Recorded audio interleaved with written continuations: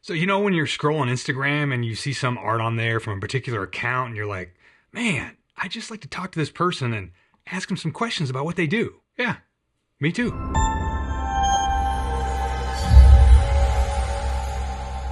Greetings, good humans, and welcome to Tabletop Alchemy, where sometimes we meet new people in the hobby space and just have a chat. And we thank our patrons for their steadfast support of such shenanigans. Shenanigan support.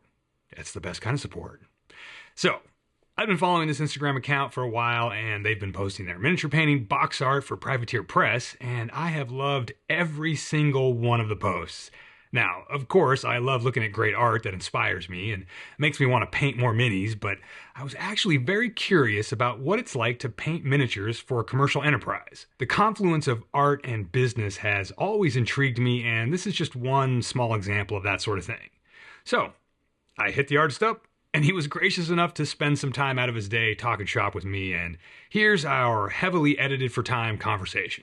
I'm Josh Berman, also known as Quarter Paint on Instagram, currently working as a freelance miniature painter. Cool. I see you've got your nice array of, you're in your workspace. Yeah, That's pretty cool, right? That's pretty neat. Yeah. I dig that. Okay, so here's some soft breaker intro questions, just sort of personal type of stuff. I'm just kind of curious. Just throw some titles out there, but what are some of your favorite movies? I really enjoy Star Wars, Blade Runner, classic kind of sci-fi films. Did you like both Blade Runners? Yeah, for sure. This is a weird question to ask, but I find that the further we go into the future, the more this question becomes relevant.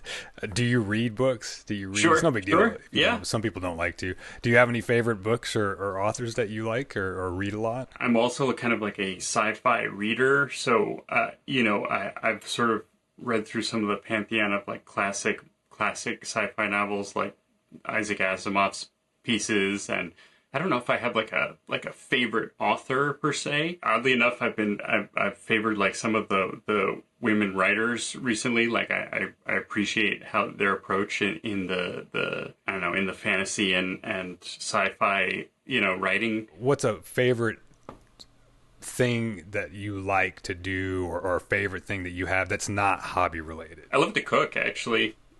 Nice. It's kind of like a tangential, like creative pastime, right?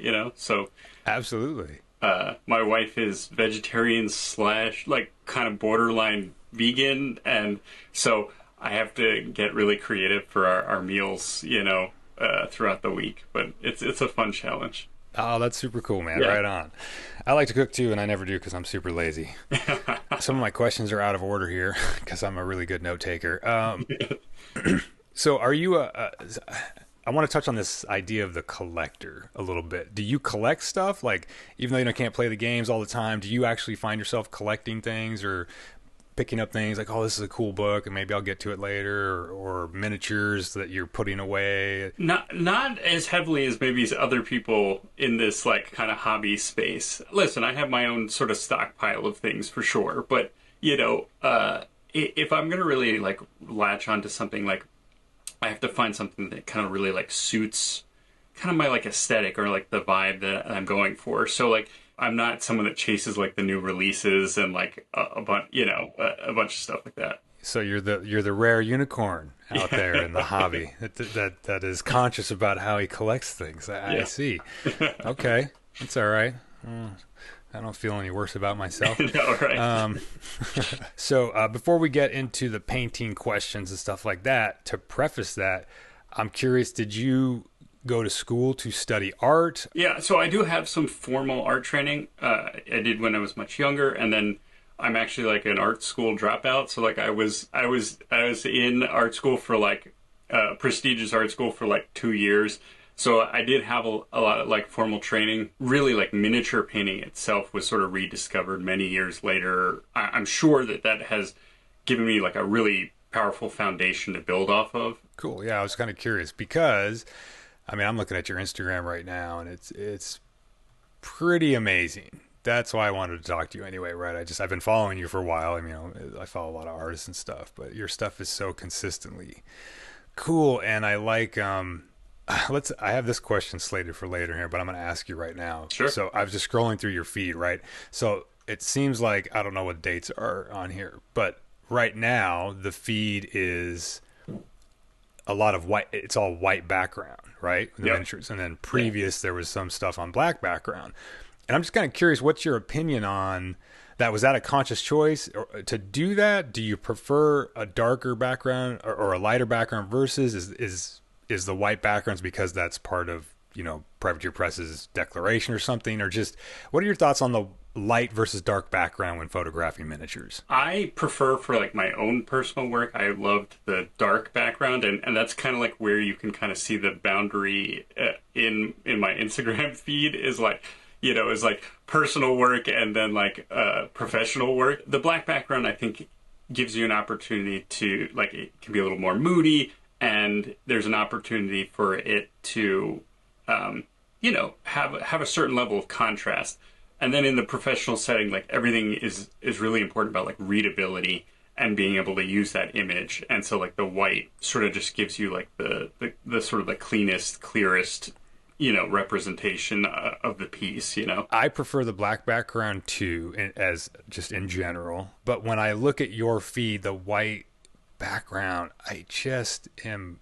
It's really startlingly cool. It's very, very cool, because it kind of, I almost feel like sometimes a dark background can make those of us normal painters, regular, day, hobbyist kind of painters, the dark background can kind of make our miniatures look a little better, to be perfectly honest, right?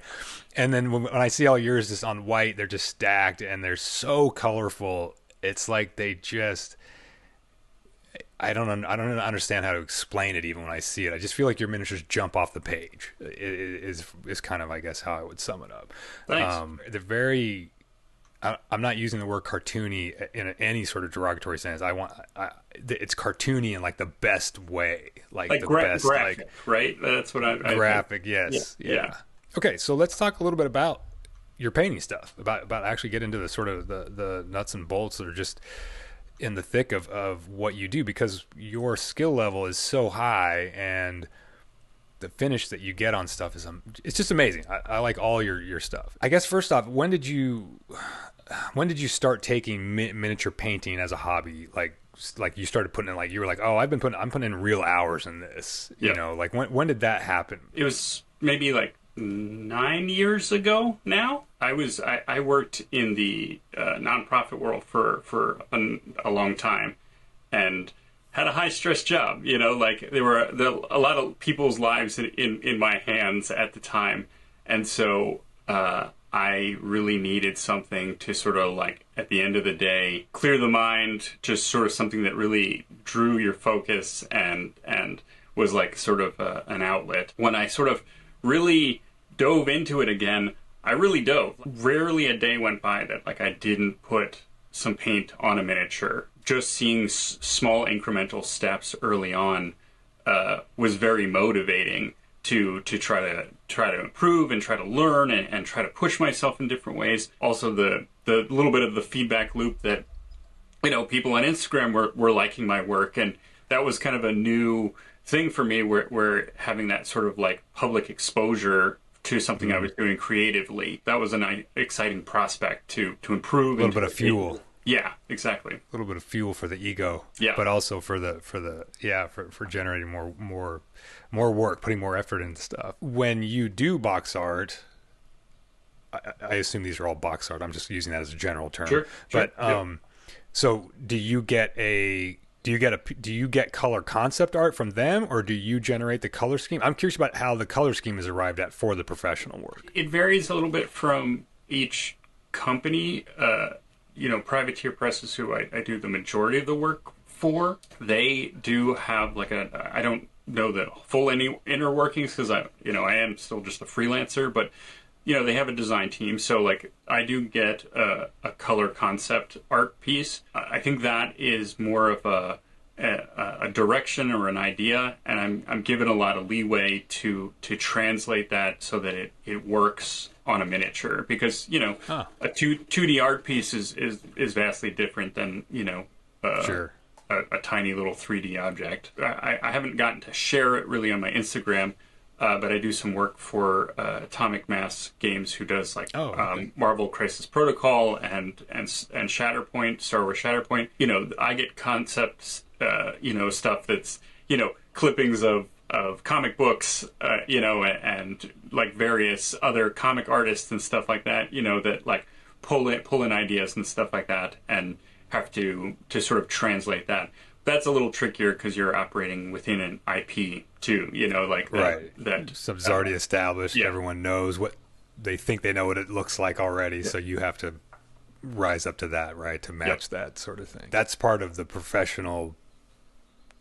It's not a trade-off. It's just that's another skill set for professional work, right? What color do you typically prime in? Do you have a color, or do you decide that also just on a whim, whatever you think you're going to do? I used to primarily go with a black primer. As time has gone on, I've shifted lighter, so closer to like a lighter or neutral gray. It hides a lot less, but it also takes a lot less work to get the intense color or vibrancy, you know, in the piece. It gets me to my sort of like starting point faster. Again, the black offers some opportunity for, you know, like a moodier feel, and also like, you know, in those like deep dark recesses where probably a camera or a person won't ever look, like that black is perfect in there. As I've sort of tried to like push the pieces so that they're really eye-catching, like I kind of find that I need like a little bit of a lighter base to build off of. Do you use any additives in your process? Like, do you find yourself just thinning with water and that's it, or do you end up using some of these crazier additives? Not crazy, but you know what I'm saying. There's a bunch of stuff, right? Like retarders and thinners and mediums and stuff. So, like, do you have some that you kind of are workhorses for you that you use a lot? Not a lot, but like in certain circumstances, right? So like I have like a glaze medium on hand, and like if you're working with a color that has a lot of like white in it with a brush, you know, and you're trying to sort of even out the layers, like the glaze medium can make your life a little bit easier. If you're doing some kind of like freehand work, I was just talking to someone about this, that like, you know, if you are trying to get some thin, delicate lines, like adding a little bit of flow improver to a color, you know, can help you get those thin, delicate like lines when you're doing a freehand piece. So I use them as like in instances, but I don't know if they're like a regular part of my repertoire, right? That I keep it pretty basic. It's like the colors, the palette, brush, and a big cup of water, you know. So right.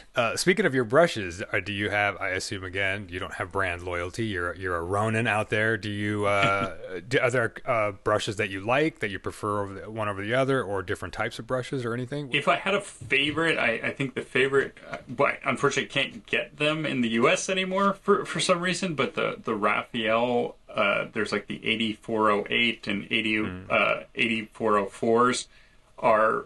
I always loved those brushes. Since I couldn't get them in the US anymore, I really rely on like the Winsor & Newton Series 7 brushes. You know, it's really important. Like a good brush is you know, critical. So that's what I've been using a lot of right now, like size 1 and size 0 Winsor & Newton Series 7s. Do you do any airbrushing on your miniatures beyond the priming stage? I will use it in instances in block and color. You know, it has some like really useful purposes, but I find that like sometimes for efficiency purposes, like I might have to do a lot of like masking. The time to results sort of ratio doesn't always like line up, and sometimes it may just be easier to do it with brush work. Painting a miniature, even doing any kind of artwork, painting, whatever, right, has this physical aspect, right? You can't get away from the fact that you're physically doing something, and there is something having to do with muscle control and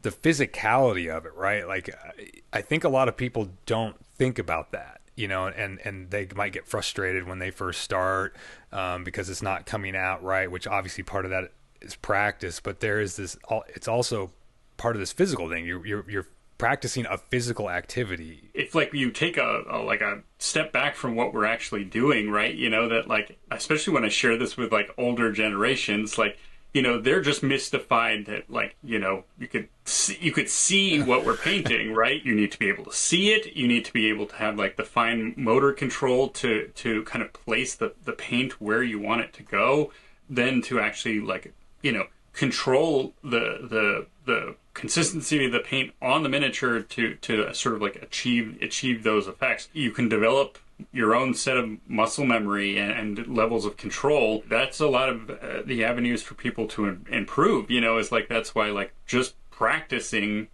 offers huge results, because, like, you get more comfortable moving paint and mixing paint and using the brush and finding a more stable way to hold the miniature. It can be a true barrier for some folks, especially early on, to like kind of break through that initial phase that, like, wow, this is, it's hard to operate at that scale. A lot of times people get jobs that used to be hobbies. Now, in my case, long time ago, I was I would play games and build models, but I got a job in the movies doing miniatures through that. And then that became a job. And then I didn't want to touch miniatures at home after that. I was like, I can't do all,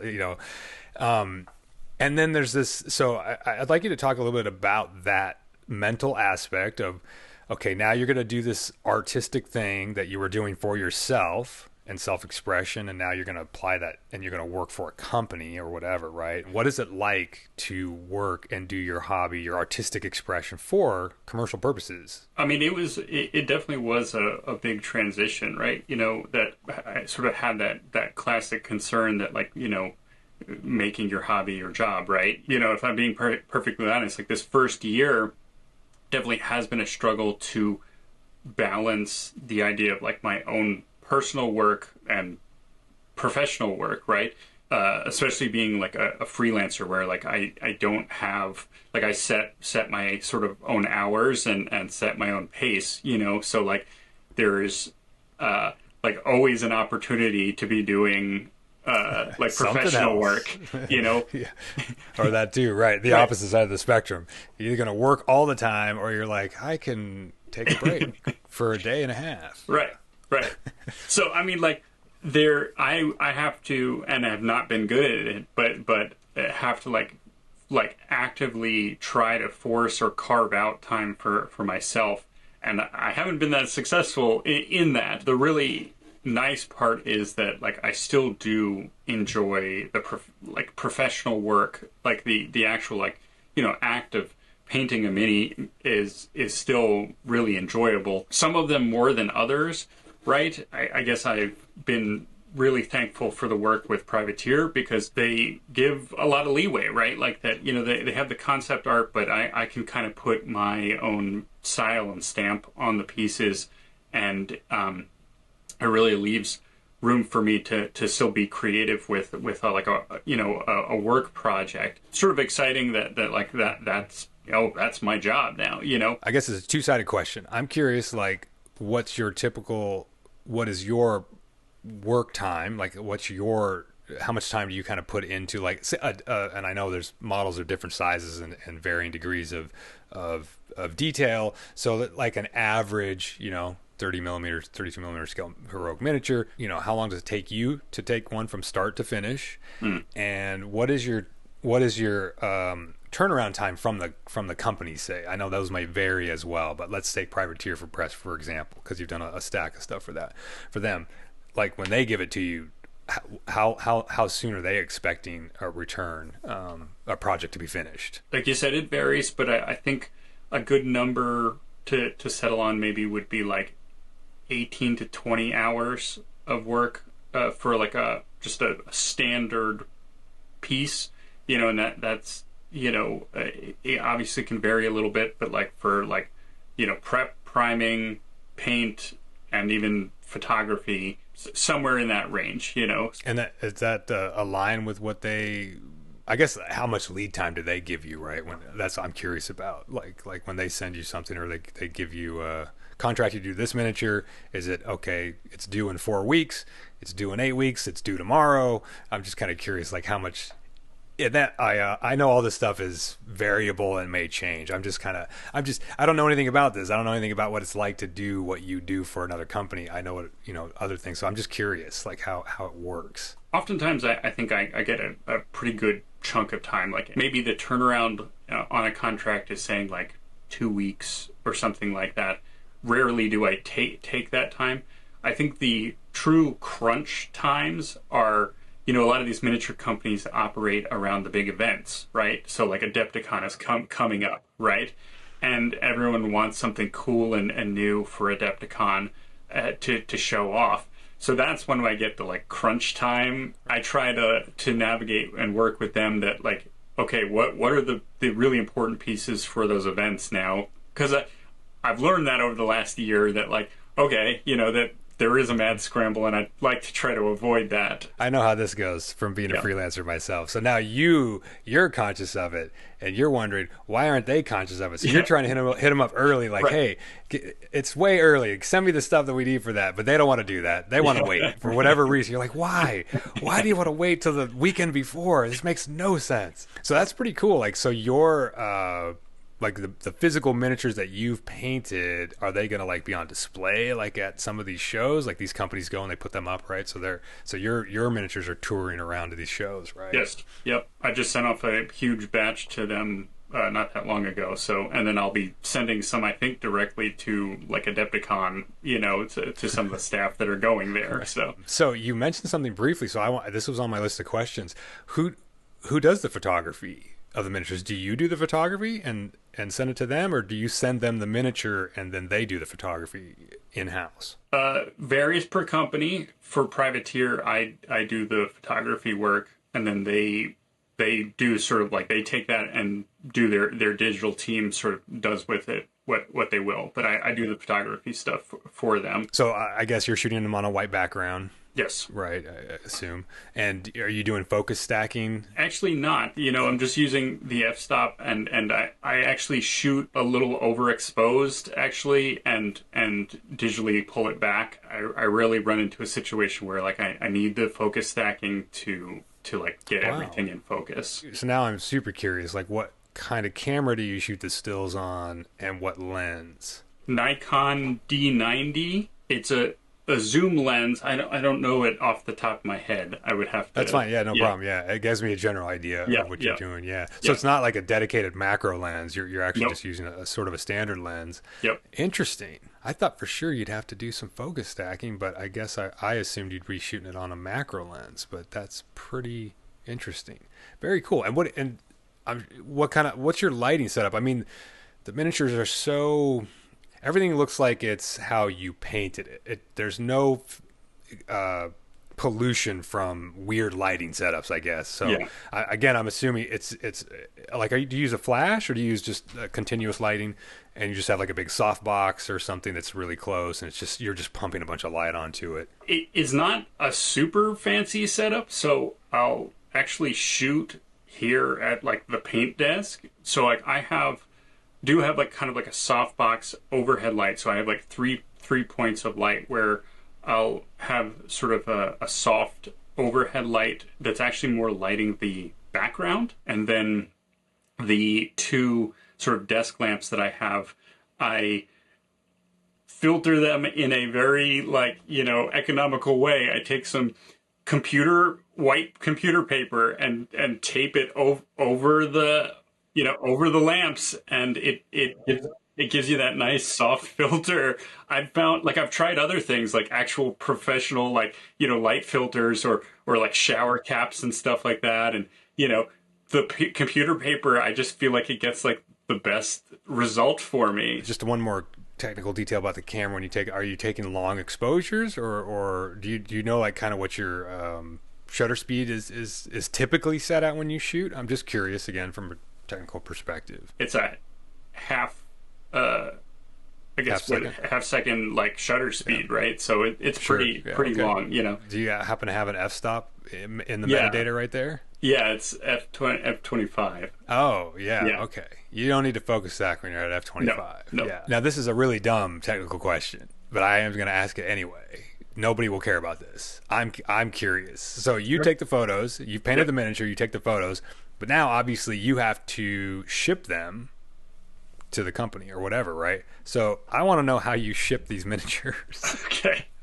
It was a learning curve. I'll just put it that way for sure. So especially since a lot of them are 3D printed, now they're gotten better with the level of like sort of flexibility to them. But some of them can be in the past a little brittle. Really, the only way that I've been like 100% successful is finding some sort of hard case. So in this case, I use I find some inexpensive click top, like Tupperware based kind of thing, like a hard case something, and then fill that with some pluck foam and shape it into that hard case so it's fully surrounded in the foam. So you're preventing crushing and you're preventing the shaking. Then pack that comfortably into a box and stuff like that. I've tried all sorts of other ways, and USPS and FedEx and UPS have all been not so delicate with they've all tested your skills. Yes. Is what they're doing. Yes. They test all of our packing skills. Yeah. Yes. They're experts at testing us. Yeah. Yeah.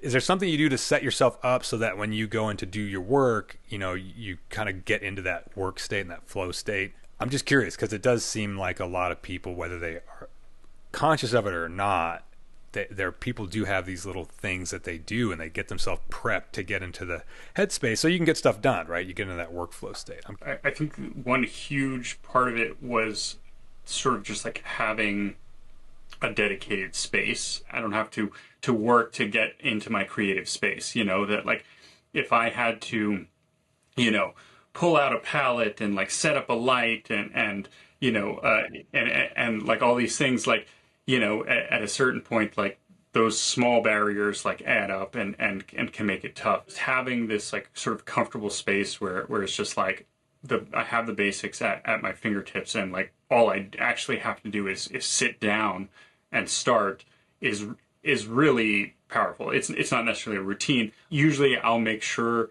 that like my space the night before is sort of like set for myself. Like I may like refresh the water, like have the palette ready to go, make sure like the colors are at hand and stuff like that, so that like once the morning comes that I'm going to sit down and work, it's there. It's like ready to go. What is the strongest, or what is the best or most impactful life lesson you've learned to date?